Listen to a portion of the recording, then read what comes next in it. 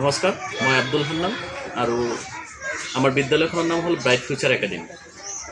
আজি মই মাধ্যমিক আৰু উচ্চতৰ মাধ্যমিক চূড়ান্ত পৰীক্ষাত অৱতীৰ্ণ হ'বলৈ যোৱা প্ৰতিগৰাকী ছাত্ৰ ছাত্ৰীক আমাৰ ব্ৰাইট ফিউচাৰ একাডেমিৰ তৰফৰ পৰা আন্তৰিক শুভেচ্ছা তথা অভিনন্দন জ্ঞাপন কৰিছোঁ।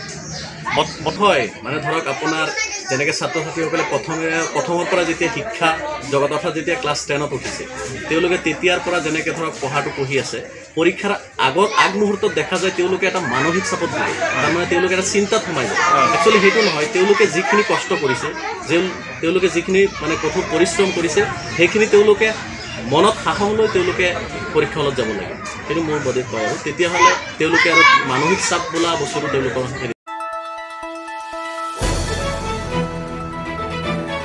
দ্য নিউজলেণ্ডছ অবিৰত তথ্যানুসন্ধান আপোনাৰ সেৱাত খবৰ সন্ধান দ্য নিউজলেণ্ডছ।